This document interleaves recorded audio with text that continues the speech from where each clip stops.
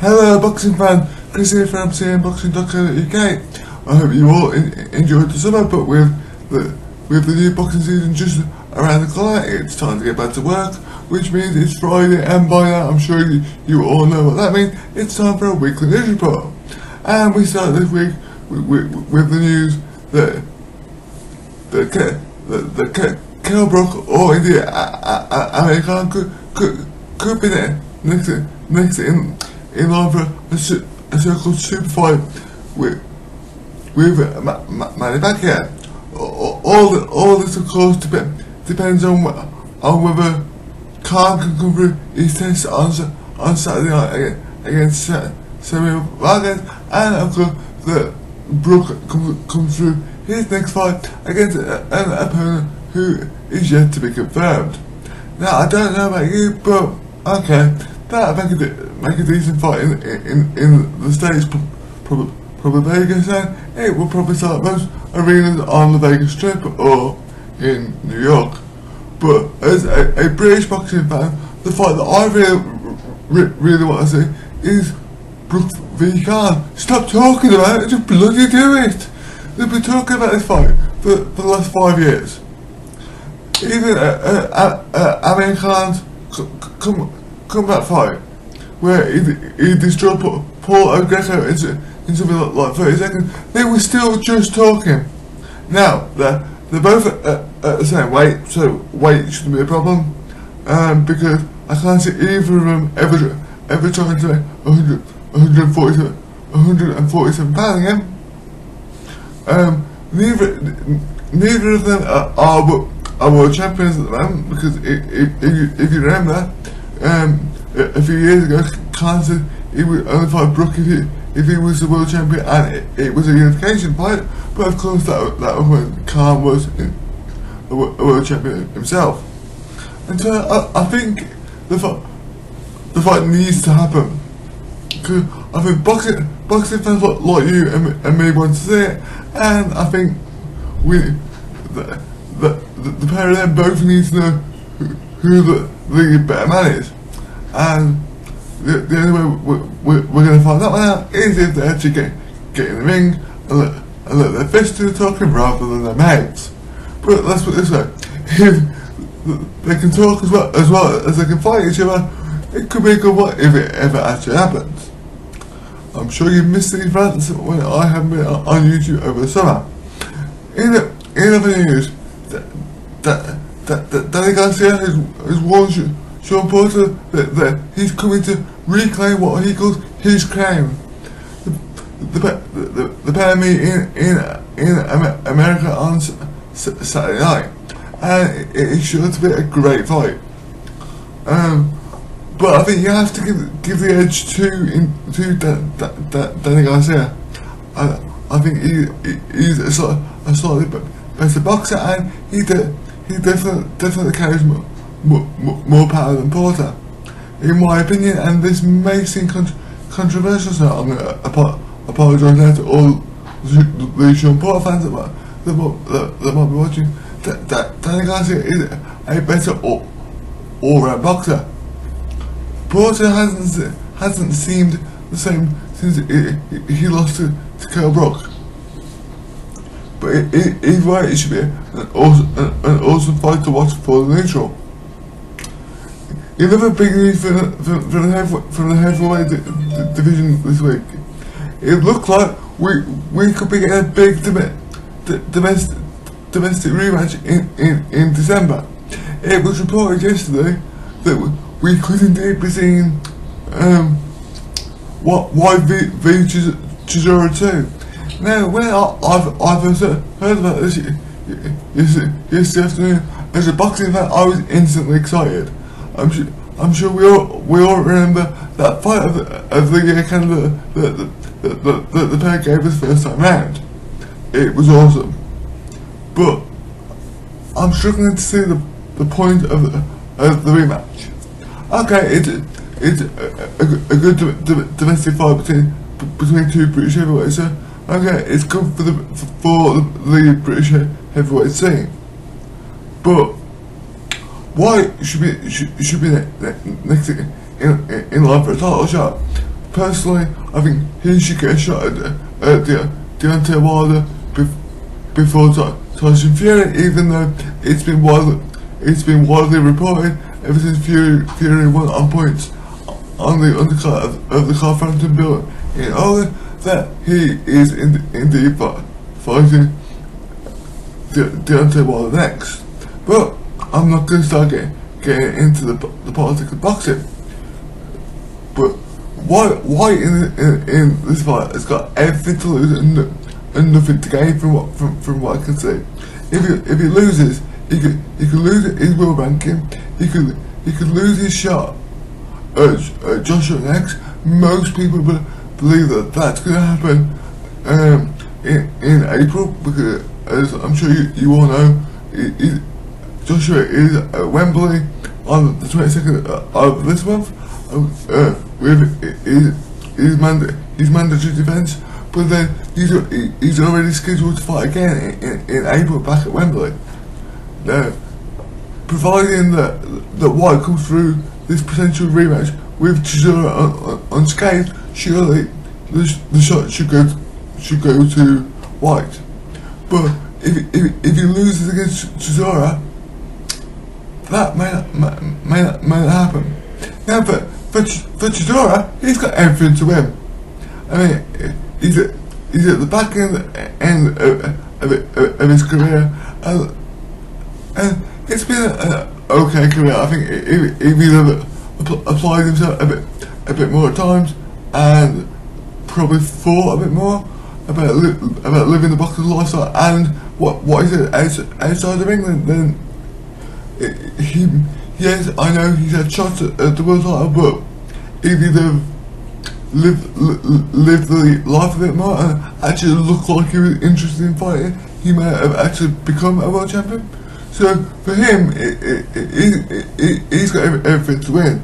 If he beats White, which a lot of people still think he won the first fight after that tight split decision. Me personally, I think White won it by at least 3 rounds. But if he beats him in the rematch, bang, that puts him straight at least back into the world title picture.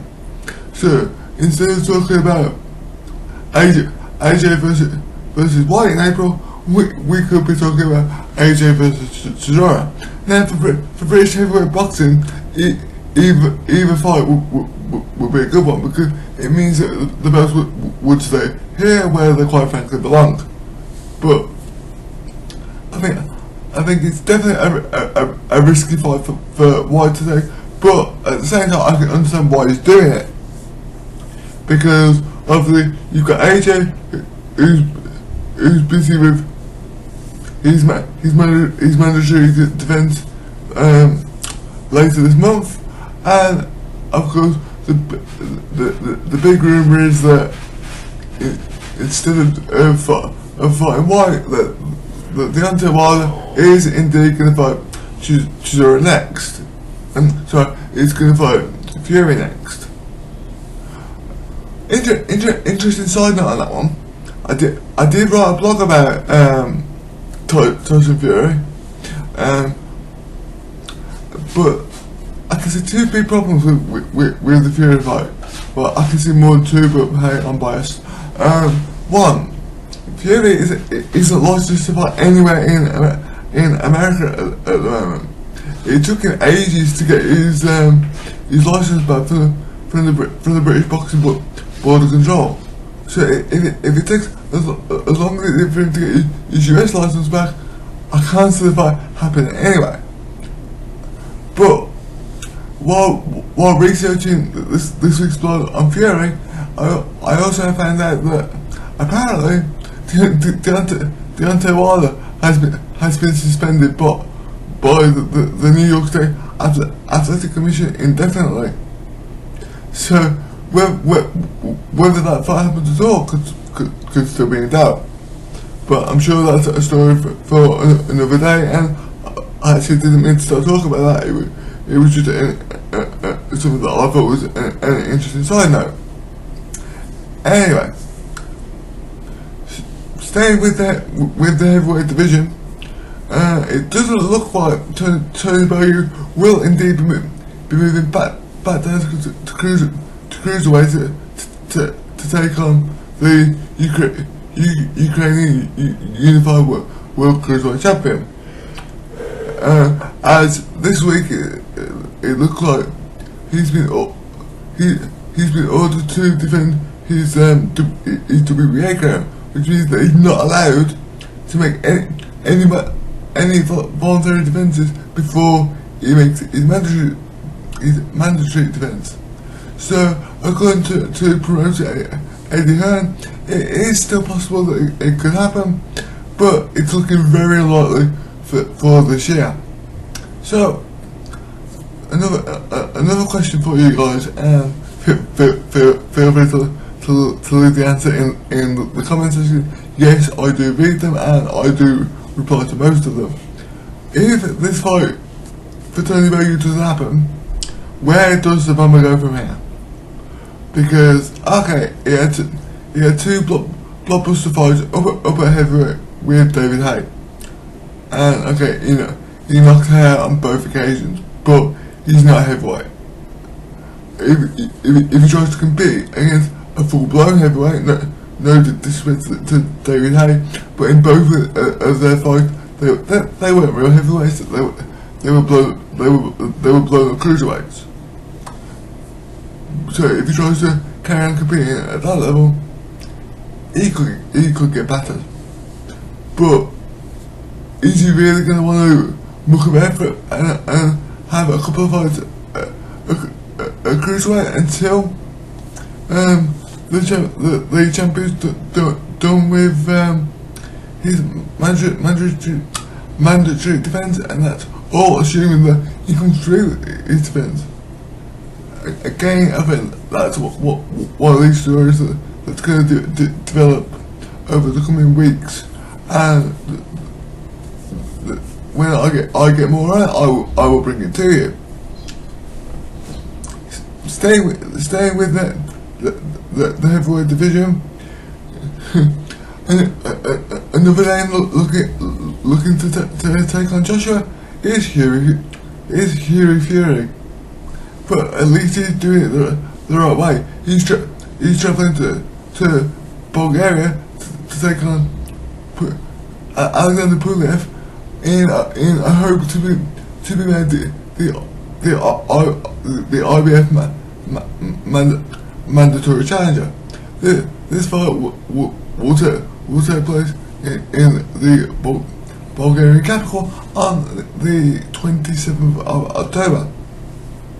And of course, if Fury wins, the most likely thing to happen is that he will become AJ's mandatory for the IBF title. Right. Finally, of course, as I'm sure you're all aware that there is a big bill on Sky Sports this weekend with Amir Khan and Samuel Vargas top of the bill, as well as a packed undercard featuring Sam Egginton, Lewis Richardson and more. As always, I have a preview on this event, and as always I will leave the link in the description for you guys to check out. Now I'm going to the fight on Saturday, so unfortunately the review will not be posted till early Sunday morning, because as I'm sure you all know, I normally post straight after fights, but I'm not going to have internet access in the car on the drive home, so I'll post that Sunday morning. Don't forget to check that out. Right, I think that's you guys all caught up with everything going on in the world of boxing. Please don't forget to like, share and subscribe to my YouTube channel. If you've got any questions, leave them in the comment section, or you can get in touch with me via my social media accounts. The links, as always, are in the description, and so is the link to my website. Right, if you are watching any boxing this weekend, have a good one, and I will speak to you guys next week.